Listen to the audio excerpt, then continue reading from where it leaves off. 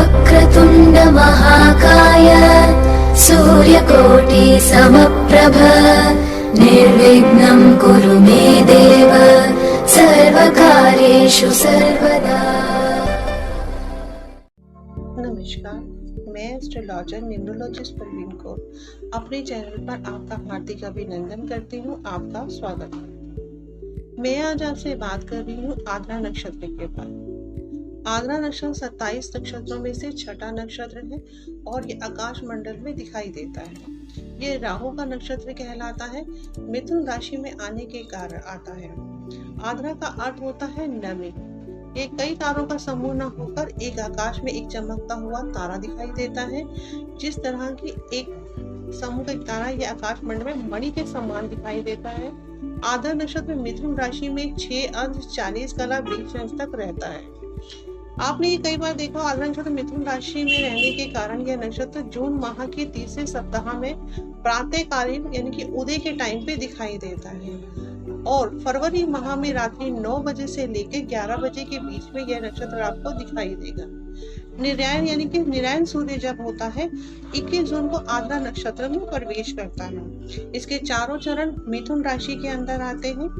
अब मैं आपसे बात करती हूँ कि किस डिग्री के बीच में किस डिग्री कहाँ तक ये कहाँ किस नक्षत्र पे कितने इन्फ्लुएंस में कितना काम करता है। अब हम बात करते हैं प्रथम चरण की। जब हम प्रथम चरण की बात कर रहे हैं तो 0 से लेकर 3:20 के बीच में अगर ये किसी का नक्षत्र आता है तो ये जेमिनी यानी कि मरकरी इसके साइन लॉर्ड होते हैं और इसके जो पद के जो साइन होता है वह सेजिटेरियस होता है और इसके पद के जो लॉर्ड होते हैं वे जुपिटर होते हैं। तो ऐसे व्यक्तियों के अंदर यानी कि शनि सेजिटेरियस यानी कि जुपिटर गुरु के गुण भी आपको देखने के लिए मिलेंगे। ये नक्षत्र अगर प्रथम चरण पे होता है तो व्यक्ति थोड़ा खर्चीले स्वभाव का भी हो सकता है। लाल आंखों वाला होगा, बड़ा चेहरा होगा उसका।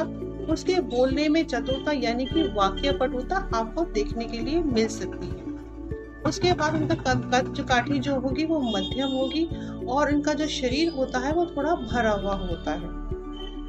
अब हम बात करते हैं द्वितीय चरण की। यही नक्षत्र अगर द्वितीय चरण पे होता है तो यानी कि साइन लॉर्ड तो इनके जेमिनी ही होंगे और साइन जो होंगे लाइन मरकरी ही होंगे और जो इनके जो पद का जो साइन होगा वो कैप्रिकॉर्न होगा और जो पद का लॉर्ड होगा वो सैटर्न होगा।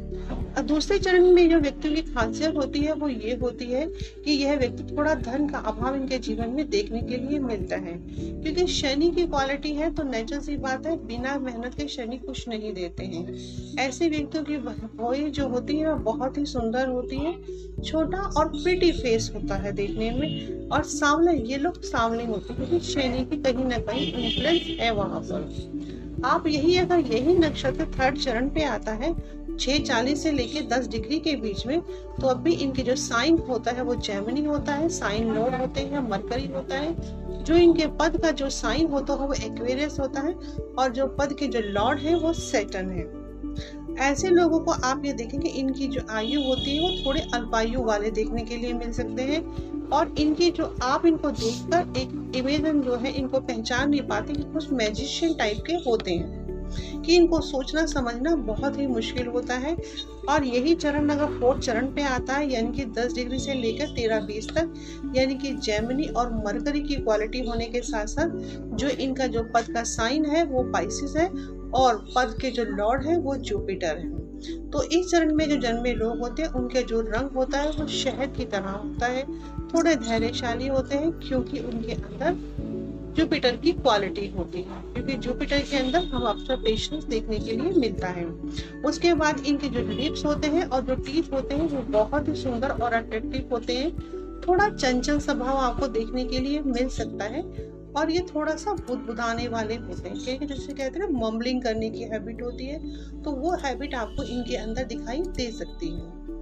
अब हम जब आद्रा नक्षत्र की बात कर रहे हैं तो हम जब देखते हैं कि ये मरकरी की क्वालिटी है इस नक्षत्र के अंदर टोटली इसके चारों चरण मरकरी के उस पे आते हैं तो ऐसे लोगों की कुंडली में आप पहले मरकरी की पोजीशन देखिए, चाहे वो लगन से देखिए चाहे वो चंद्रमा के अकॉर्डिंग देखिए। ये मरकरी की इनकी कुंडली में अगर कुंडली में मरकरी की पोजीशन अच्छी है तो इनकी पोजीशन भी समझ लीजिए कि अच्छी है क्योंकि लगन चंद्रमा से हम कौन नक्षत्र देखते हैं और चंद्रमा से हम जैसे राशि देखते हैं, लगन से भी देखते हैं, तो हमें ये पता चल जाता है कि इस व्यक्ति की कुंडली में किसके हाउस में बैठे हैं और इसका किसके साथ क्या संबंध है और किस पोजीशंस पे है।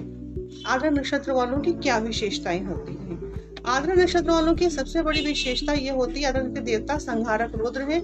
ऐसे लोगों का स्वभाव थोड़ा झगड़ालू और गलती करने के बाद भी ये लोग अपनी गलती को एक्सेप्ट नहीं करते हैं। थोड़े से अहंकारी होने के साथ साथ ये लोग स्त्री के प्रति काफी जल्दी से अट्रैक्ट हो जाते हैं। अगर इनकी प्रशंसा की जाए, अगर कोई फीमेल इनकी प्रशंसा करती है तो ये उसके प्रति काफी आभार और आदर प्रकट करते हैं। ये लोग दूसरों को अनुशासनहीनता को देखकर काफी चिंतित होते हैं। ये इनका एक नेचर बना होता है कि ये लोगों को देख के कि वो क्या कर रहा है क्या नहीं कर रहा है, ये इनकी हैबिट हो जाती है। ये हमेशा दूसरों के लोगों को देख के चिंतित होने के साथ मानो सारे संसार की चिंता इन्हीं के सर पर है। कभी किसी चीज को देख के इरिटेट होते रहते हैं। ये इनका एक हैबिट है इस नक्षत्र वालों की। और आप ये देखेंगे थोड़ा कड़क व क्रोधित स्वभाव स्वर में इनके जो बोलने का तरीका होता है, थोड़ा रूडली बोलते हैं और इनकी आवाज में कड़कपन होता है। और कई बार आपने देखा होगा कि ये जो लोग हैं ये विद्रोही तो होते ही हैं। ये लोग कड़क स्वभाव और विद्रोही होने के कारण इनको जो होता है, ये नक्षत्र मंगल से युक्त हो तो इन लोगों के अन्य लोगों में पराय धन व पराय स्त्री के तरफ अट्रैक्शन अधिक देखने के लिए आपको मिलेगा। ये लोग व्यक्ति के संपूर्ण चरित्र के आधार पर उसका मूल्यांकन करने में माहिर होते हैं। अगर इनकी बातों को काट दिया जाता है तो ये लोग, इनका मन उन लोगों से खट्टा हो जाता है और ये वहां से निकल जाते हैं। ये लोग अपना रास्ता बदलने में काफी माहिर होते हैं अगर इनकी मन के अकॉर्डिंग काम ना किया जाए। ये लोग मंत्र को जो स्थान किया जाता है वो विशेष कुशल होते हैं उस कार्य में। आपने कई बार देखा होगा कि कई जो मंत्र का उच्चारण करते हैं उनके मंत्रों के उच्चारण में कितनी एनर्जी होती है, कितनी पावर होती है। तो प्लीज, अगर आपका ये नक्षत्र है तो अगर आपकी इस नक्षत्र से रिलेटेड कोई भी प्रॉब्लम्स है तो उसको वहां से ठीक कीजिए। कई बार आप अगर पाप ग्रहों से ग्रसित होते हैं तो भी नक्षत्र पर कुछ पाप ग्रहों का प्रभाव भी होता है।